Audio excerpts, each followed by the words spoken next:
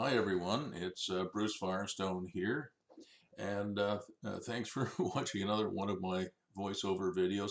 This one is done for Burning Rock Solutions, which is a report I write um, 10 times a year and includes all kinds of cool things, not only blog articles and books and but video trainings and other things. So this one is about real estate investment opportunities during and after this pandemic is over, and what's hot and what's not. So let's get after it. Now, this one I think everybody knows. Immigration for major city centers is really taking off. At one point during the height of the pandemic, I think 40% of wealthy people had left Manhattan. Maybe they went to the Hamptons or they went to Florida, but obviously it has become a thing, and exurbs in small towns around larger centers are becoming more successful. This is just an article I clipped from Bloomberg Business Week, Escape from LA. And it also is reporting, I guess this was probably in September or August of 2020, that the exodus from big cities is pushing up home prices in smaller towns and smaller centers right across the United States, but particularly within an hour or two of these larger centers. Why is it happening? I mean, obviously, if you live on the 55th floor of a condo tower in Manhattan, just to get a liter of milk or a quart of milk, you have to go down 55 floors, and you're exposed to all kinds of things, including perhaps getting sick. The other thing powering up, I think, the explosion of interest in buying homes is a drop in mortgage rates and also an incredible acute shortage of inventory. People just are hanging on to their properties, they're renovating them, they're not selling them, so inventory is dropping.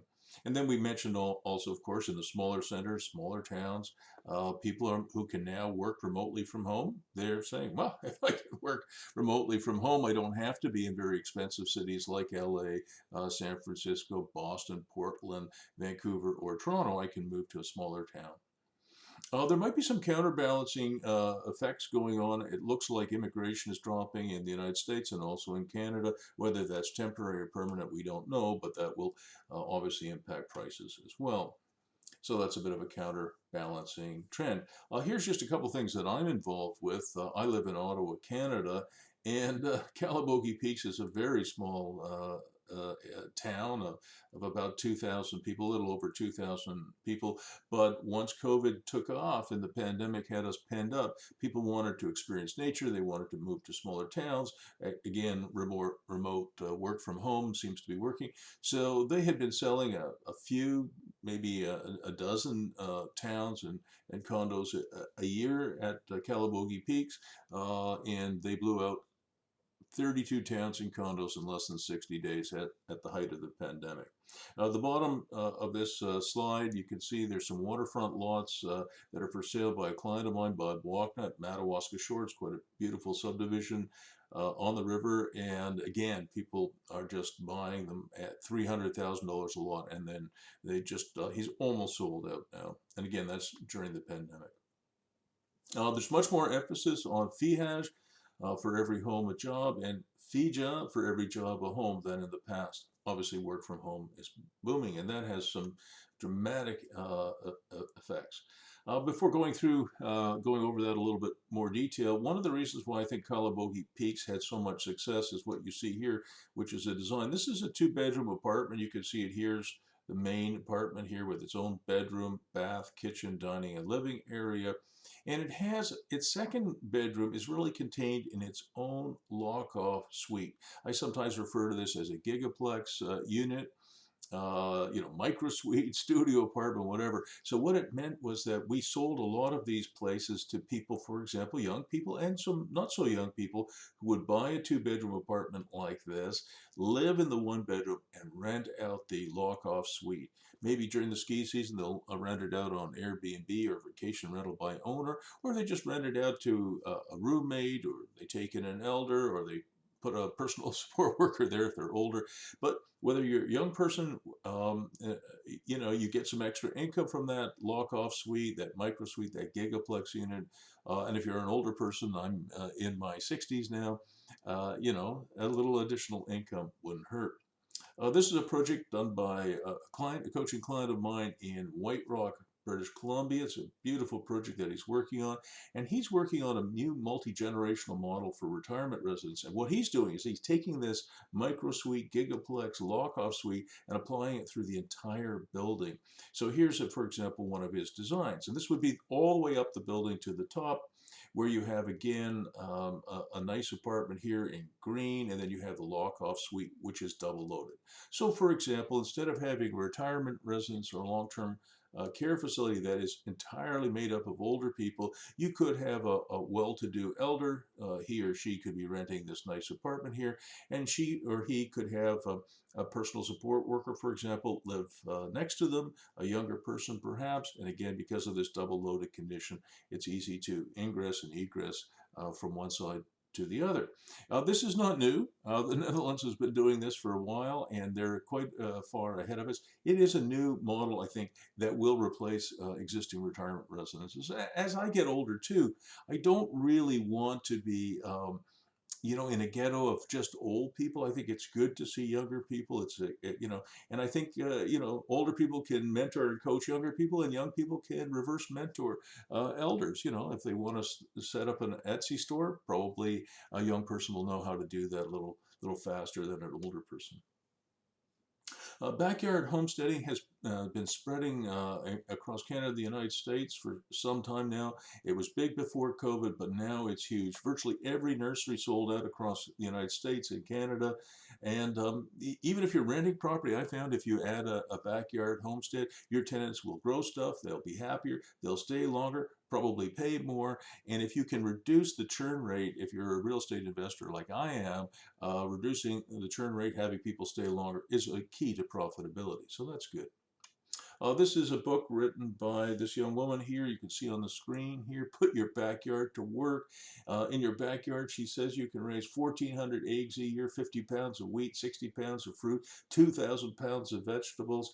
I'm not sure about the next one, 280 pounds of pork and 75 pounds of nuts. Pretty impressive. And of course, it wasn't that long ago that virtually everybody in the United States and Canada had a backyard homestead, but we kind of fell away from that. But not this year, and I think it will probably stick with us for some time. These are some pictures I took in Portugal. This is a little village called Pinhal. This is from a few years ago, I think 2018, and you can see the backyard homestead is not a new thing. So today now people are calling them Agrihoods. It's kind of a bad name, but it's catching on, so I guess I'll have to use it. An agricultural neighborhood where you really are going to do something in a big way, where you won't have backyards that are fenced off. You'll be sharing tools. Maybe you'll sit with your neighbors and play some music, and maybe have a beer, a glass of wine, a shot of vodka, whatever, and you'll have yourself something of a community back there. So one of my clients asked me, well, to do a new subdivision, an Agrihood is very time consuming and very expensive. Could we come up with a model to do an Agrihood on the cheap? So I thought about it, and I think, yeah, the answer is yes. This is a building we own at 1268 Henry Farm Drive. The fact that the word farm is in the street name is completely coincidental. But imagine if you could convince your neighbors, or if you could buy up all the properties here, you could turn these backyards, remove this pool here, have some farm gate marketing here. You could turn this into an Agrihood on the cheap. Something like that might be possible. I said something about FEHAJ and FEJAF earlier on in this voiceover video. Really, the best way to green our cities, in my opinion, or at least one of the best ways, is to live and work and play, shop, learn, etc. in the same place. To me, it makes no sense for us to get up in the morning, get in our cars, travel an hour and a half through traffic to go to an office building that's 30 stories high, bad air, bad light, windows that don't open. Obviously today the chance of getting quite sick or dying from COVID-19.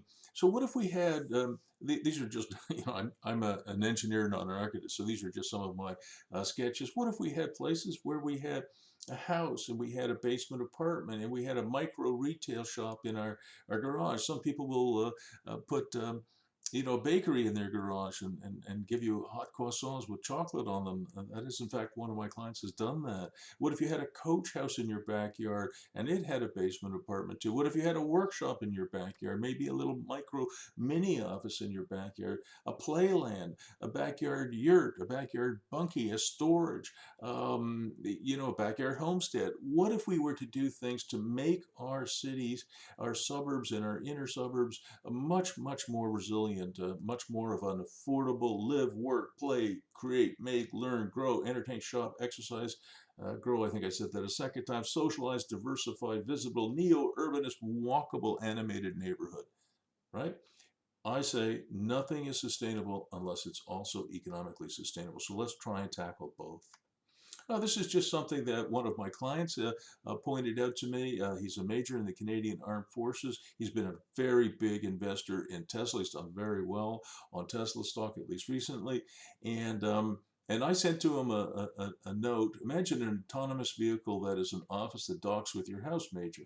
You simply tell it to go to Prof. Bruce's house, and you just keep on working till you get to my place. Then it talks with my house. I enter your office. It's like Star Trek's Beam Me Up, Scotty, only just a little bit slower.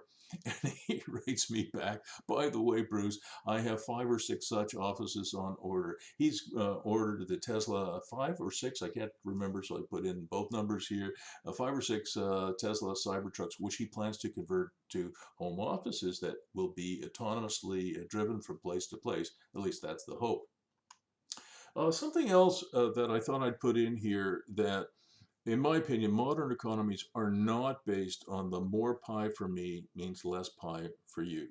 I think it's really based on creating new options, new alternatives, and new business models.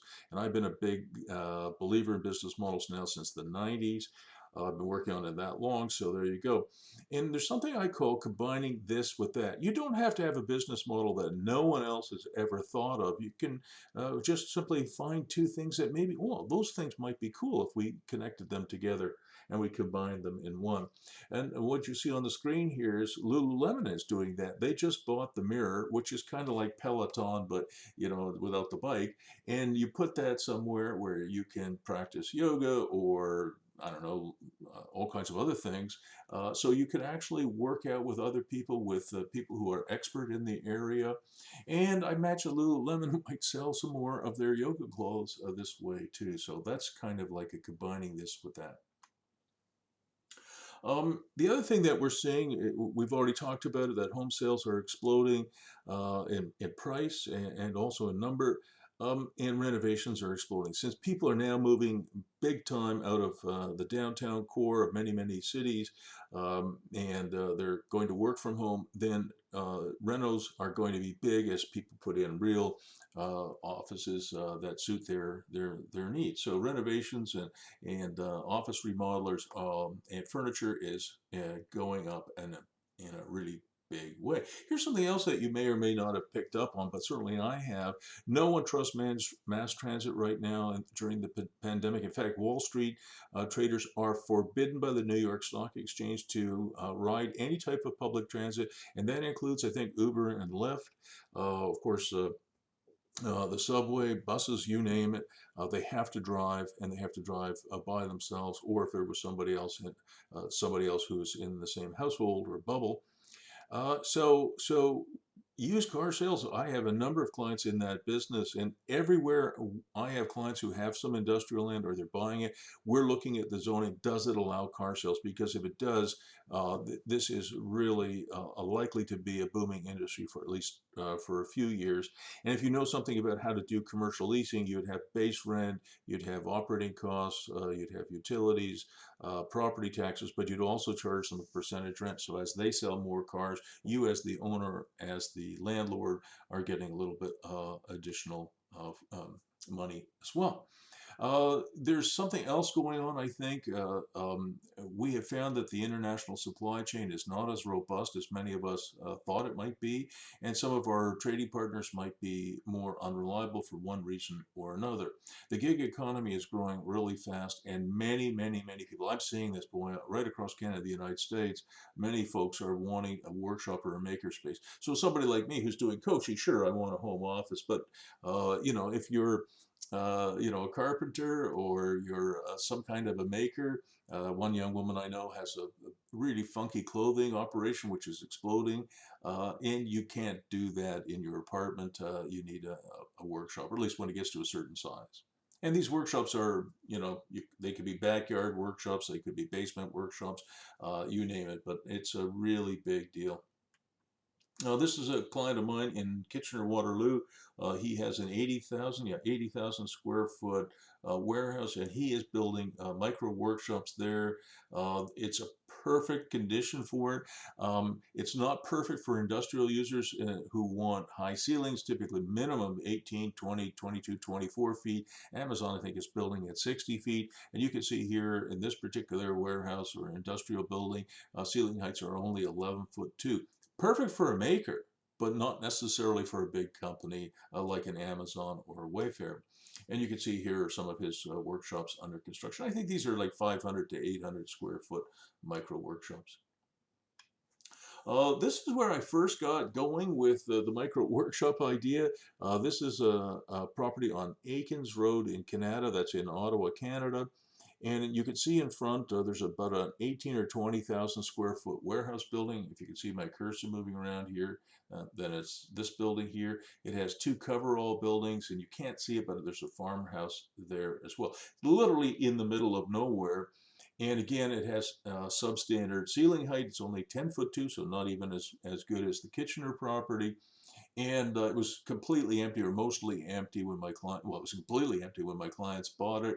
And what we did was we put in micro workshops. And I visited there a couple of weeks ago. These are just pictures I took of, this is probably a carpentry shop. This is these guys here, Varun and his partner here, that what they do is they make precision parts for the tech industry and many other industries, including the heating, ventilation, and air conditioning industry. And what I really liked about it is all these little workshops, it's become a thriving community of makers, and they support each other. They talk to each other, and they all seem to like each other. Here's just some more pictures. This is Warren Beatty, who's one of the owners. He was taking me and some of my clients around and showing us what he's done in the last 3 or 4 years with this building. It's really a remarkable success story. This year, I own a few properties. We bought not one, not two, but yeah, we bought two brand new lawnmowers. One was, I think, a Honda mower. One was a Toro. Neither, right out of the box, neither of them worked. Our supply chains just are being disrupted, and so getting stuff to work is not easy to do. So what Rune and his partner and others are doing is, they're stepping into the breach. So industrial production is up, and these guys can make any kind of part really you want, including fixing my Toro motor, which they did. This is just simply a report recently, I guess in August of this year, from the Washington Post, that industrial production is up, and people are focused now on onshoring more and more industrial production. I think this is going to continue at least for a few years. Same thing is happening in Canada. Manufacturing sales rose by a record 20.7%. That's huge. In June 2020, following an 11.6% increase in May. So I think we're going to see it we are seeing it in a big way, and it's probably going to continue. And Deloitte put out a report fairly recently. Could COVID-19 be the black swan event that finally forces many companies and entire industries to rethink and transform their global supply chain model? I think the answer is clearly yes. I think we're going to see a tremendous amount of this. Why is that relevant to people who are interested in real estate investing and small businesses like I am? It's because the demand for gig space, gigpreneur space, a maker space, what I used to call a workshop space, is really blossoming. This is a building in a small town called Gatineau, Quebec. It's got, I don't know, 8 or 10 residential apartments. Nothing really too extraordinary about it. It's owned by Eric Rossman and his spouse, Sarah Rossman. But when I was leaving this, these are people I coach. I asked Eric and Sarah, what the heck is down here? What's in the basement? And they said, nothing, not much. And sure enough, when we went in there, I found this little leprechaun and this little pot of gold. Of course, I'm kidding, but look at this basement. It's got 10-foot ceiling height. It's made out of steel and concrete. If there's a nuclear war, everybody should run to the basement here and probably survive. But what I see here, this won't come as any surprise to you, is that Eric and Sarah could put in micro workshops and rent them out. I mean, they even have an overhead door so people can come in and load and unload stuff. So I really like this model. Driving extra income from your property is really, really important in my opinion. If you're a rich dude, you can hang up now, but for most of us, we are working harder than ever for a living, and during COVID-19, with millions of people unemployed, it's really tough. The average Canada pension plan payout, I think in 2019 was $690 a month, and Social Security in the U.S. around $1,230 a month. It's really tough to live on those amounts. This is one of my daughters. I have 5 kids. This is my middle daughter, Miriam. We call her Mimi. And she bought this property a few years ago. It's a 3-bedroom, 2.5-bath, half double. And what I liked about it is, if you could sort of follow my cursor, as we go around to the back of the building, we were standing here, Miriam and I, and we saw this walkout condition. This is exactly what it looked like. And I turned to my daughter and I said, Mimi, you're buying this place. And she said, really did? Why? Well, here's why. So this is now a 1-bedroom apartment at the lower level with its own walkout condition, its own ingress and egress. And of course, it was just a basement before. This is what it looks like now that it's been renovated. So this is a little bit of a living room and a cupboard. This is her kitchen. She couldn't afford new appliances, but it still looks decent. Decent tile, decent backsplash, okay counter. It's a 1-bedroom apartment. So you look at the size of the windows, good sized windows, lots of daylight. And my wife and daughter took the cupboard out of the 1-bedroom and put it in the hall, because it's a 1-bedroom place. People don't really mind changing, between the bathroom and the bedroom. You wouldn't do this in a 2-bedroom, but in a 1-bedroom, it seemed to make sense. And it made the bedroom, the master bedroom, the only bedroom, bigger without actually making it bigger. This is the bathroom. It looks decent. It has its own laundry facility, which is important. And then something else that really has taken off. We've been doing this for 6 or 7 years. On all of our rentals, we add multimedia tech packages. And even before COVID whacked the planet, we thought this was important, and it's really important now. So Crave TV, HBO, Showtime, Spotify, the music service, Stars, Prime Video, Alexa, good quality speakers, keypad locks, large screen TVs on the wall that stay with the unit. So the moment that you walk in, if you're a tenant, everything works, because it can take a month or even 2 months to get everything working, and tenants just don't have the time for that. They pay us as landlords for their tech package. It's a profit center for us. And one woman rented a property from us, and I actually talked to her. I got a chance to talk to her, and I said, why us? I wanted to know why she chose us. It turned out she was a Game of Thrones addict. She couldn't miss. She was relocating from another city. I think it was from Peterborough to Ottawa. That's in Ontario, Canada. And she said she couldn't miss it. It's when Game of Thrones was really big. I can't miss an episode. And she knows that it will take, or she knew it would take her a month or even 2 months to get it all going, to get it all working. The fact that we had tech packages brought her to our place, and she pays perhaps a little bit higher rent than she would otherwise. However, she has great technology. Then COVID hit, and we are really glad that we have tech, good quality tech in all of our units. Something else I think I'm picking up on is that furnished medium-term rentals and the long-term rental market will probably supplant, the short-term rental market. Hotels are not doing very well, and certainly Airbnb is bouncing back, but we'll see how fast that happens. This is my wife, Dawn McMillan, and she runs a place called The Hideaway. It's a little Airbnb. You can see it here. This is actually a garage conversion. On the right-hand side here, you can see there's an insulated garage door with a man door or person door in it, epoxy resin floors, a good quality natural gas fireplace. Kitchen is not big, but it's fully functional. And just another shot of it. We don't put dining rooms in. First of all, these are very small apartments. And second of all, people don't really seem to have time for for sit down dinner. So we just have a lunch counter here. If you can see my cursor moving around, there it is. When you go around the corner, there's a bedroom there. And it's got the tech package, of course. It's got its own laundry, stack washer and dryer here. It's got its own little wet bar over here, and it has a full bathroom there. And it's a decent bathroom. It's not big, but it works. And you're seeing an incredible change in the markets. Some good changes and some obviously not so good. The prediction recently is that 25% of all hotels in the United States will be in foreclosure in the next 12 months. Excuse me. It's already happening now. So people will be able to buy these properties, I think, for very small amounts of money.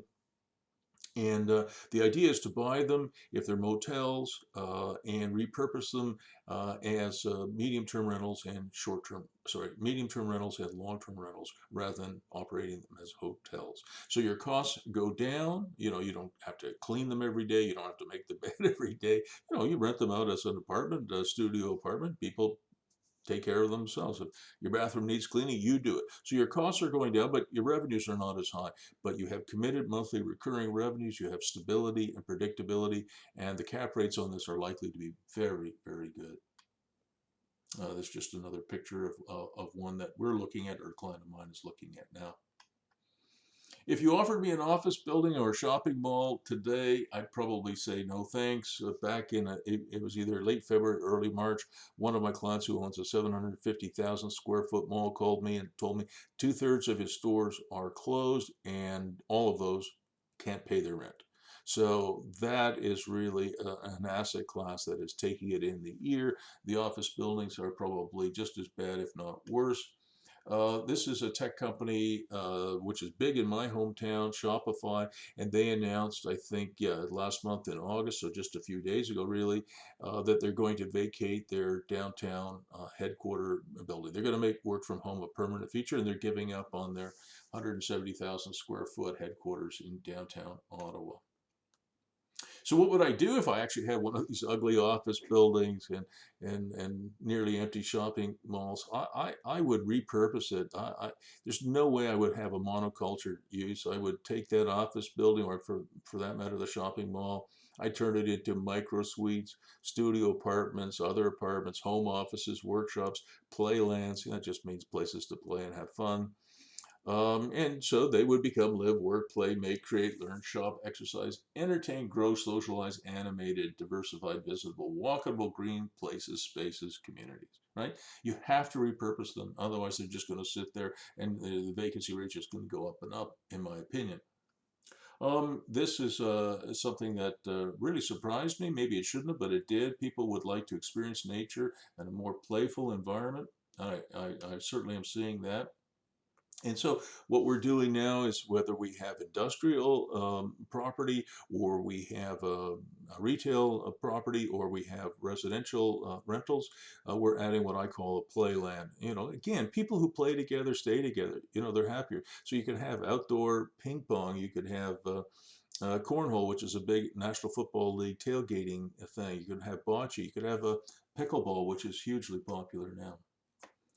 Here's something else we're experimenting with. Urban glamping will be a thing. What the heck does that mean? Well, glamping is a thing, but here's something I saw. This is a neighbor of mine. He actually has a beautiful backyard, beautiful treescape, and he has a swimming pool here. I think swimming pools are just energy suckers, and the chemical, you have to buy chemicals, and it's just, they're dangerous, especially for little children. So I'm not a big fan of swimming pools. So I said to Jim, why don't you replace that? What would he replace it with? Well, I said to him, what if you were to put a glamping tent here? And in fact, one of my clients in Porto, a city in northern Portugal, is doing urban glamping and doing very well with it. And so this is a typical glamping tent. It just means glamorous camping, right? And it's got a little hot tub here, I think, and it looks pretty cool. But in a cold weather city like Canada, or the northern United States, or the Midwest, rather than using glamping tents, which are only good for 100 to 150 days a year, what if you were to use yurts? These are yurts that are actually built by a former architecture student of mine by the name of Anissa Zato. She runs a company called Yurta. She makes them out of Pickering, Ontario. And they come with a wood stove. They're insulated and they're good down to -40. And also, if you live in Arizona or Florida where it's very warm for much of the year, because they're insulated, they'd be a little bit cooler as well. The Canada snowbird industry, I think, is going to be in real trouble until COVID-19 is a distant memory.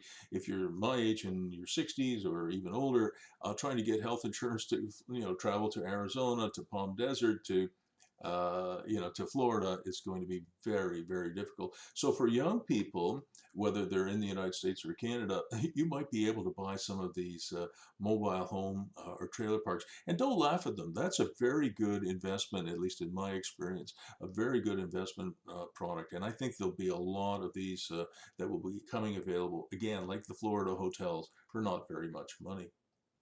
Uh, Actually, in the fairly early stages of the COVID-19 epidemic or pandemic, I was asked by a client, what would I do with $100,000? This was probably March of 2020. So I thought a little bit about it. And no surprise to you guys, as you've been listening to me now for 30 minutes, I'll try and tie it up in another 10, is that microsuites are the hottest product in the world today. Really, even before COVID-19 hit us, where you could have a bed, a bathroom, your own little micro kitchen, access to the outside and nature, and entertainment and workspace. That the microsuite you see here is about 330 square feet, and it would be all of yours. Roommates, maybe not so popular anymore, even before COVID-19, because, who drank my beer, who ate the last pizza, whose turn is it to clean the bathroom? Roommates are always arguing. Obviously, in a studio apartment like this, there's no argument. This is actually owned by Ken and Natalie McKenzie. It's their principal residence, and they would like to make a little bit more money out of their principal residence if it's possible. And they invited me to visit, so I did. And here you can see there's a little bit of a deck or patio here. Behind this glass window is a living room. This is their living room, and it turns out they have not one but two living rooms. I said, Ken, Natalie, why do you need two living rooms? This is a picture on one end, and this is a picture on the other. So I said, what if you just put in about 8 feet of drywall here with a connecting door? You could turn this 330 square foot living room into a microsuite. And here's me and Ken. I'm taking a picture of it. And if I go back a couple of slides, you can see there's a door here. So this is perfectly set up for a microsuite where you can, it already has its own ingress and egress. When you come out that door, you have your own little patio. So how about that? It's perfectly set up for that. And when you look at the economics of it, we've been doing these microsuite conversions. It costs about $40,000, so it's not $100,000. It's about $40,000 to build a microsuite and furnish it.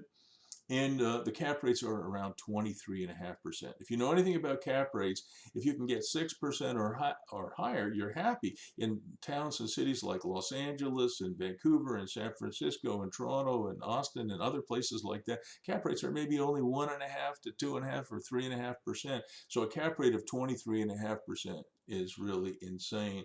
And I can tell you, Ken and Natalie can probably do it for a lot less than 40 grand. But I did want to put an even higher cap rate on this thing. This is typically what my wife and I are doing. We're getting about 23.5%, but still a hell of a lot better, excuse my language, a heck of a lot better than you'd get from your bank, which would be maybe today 1% or 1.5%.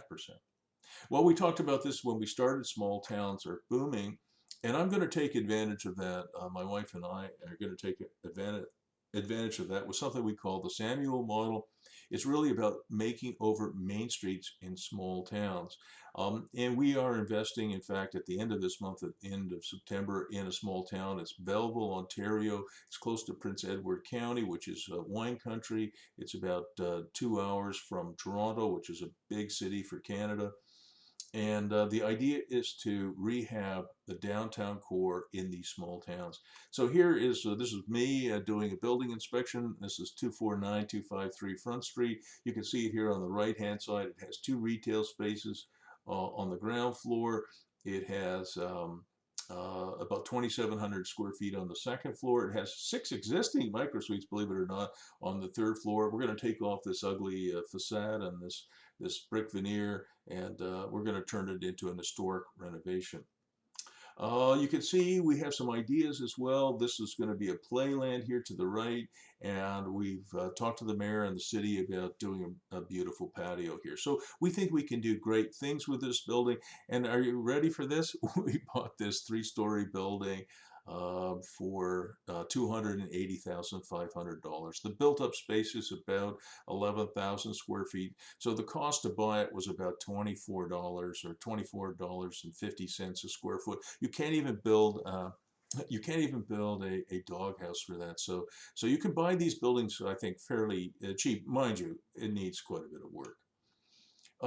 And one of the things we're looking at is maybe here, if you can see my cursor moving around the right-hand side of this building, we could put in some kind of a subway or a cafe where we can do what's called a pedestrian drive-through. I didn't even know what a pedestrian drive-through is, but it means that you would actually have slider windows where you don't even have to go inside. You could order your sub or your coffee or your sandwich right from a slider window that opens to the street, and then sit in the patio and enjoy your meal.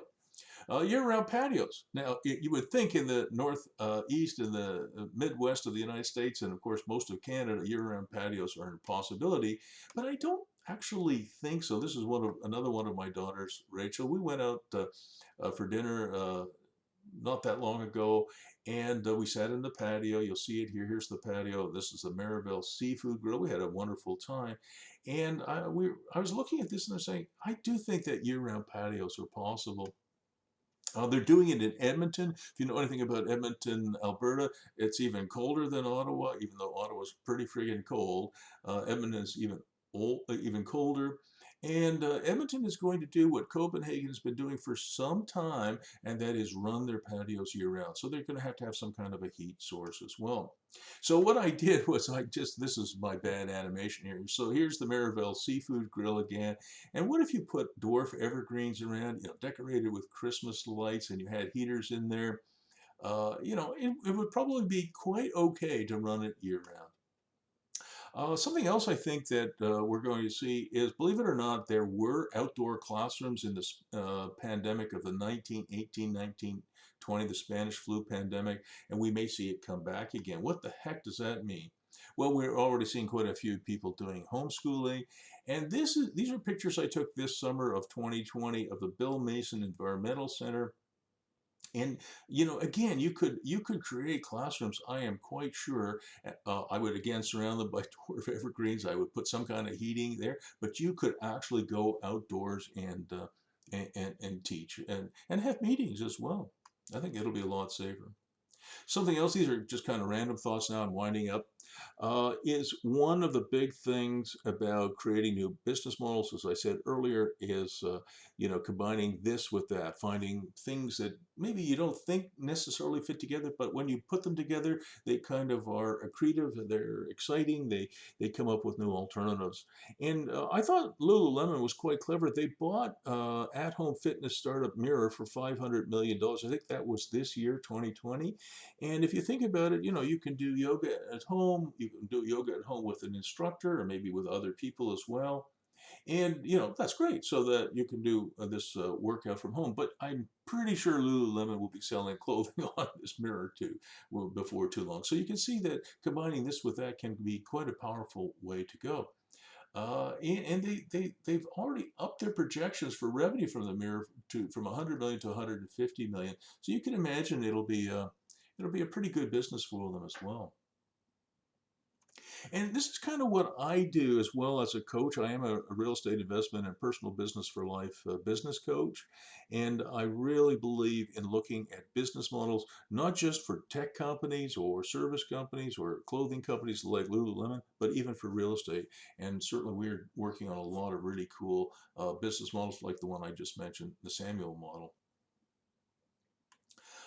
Just some random stuff I put in here. This would be a real game changer. Elon Musk has proposed having these these tubes basically that would run all across North America, where you could accelerate these cars to maybe 1,000 kilometers an hour, maybe 1,000 miles per hour. I don't know, but imagine being able to go from Toronto to San Francisco in 3 hours. That would be pretty awesome and amazing.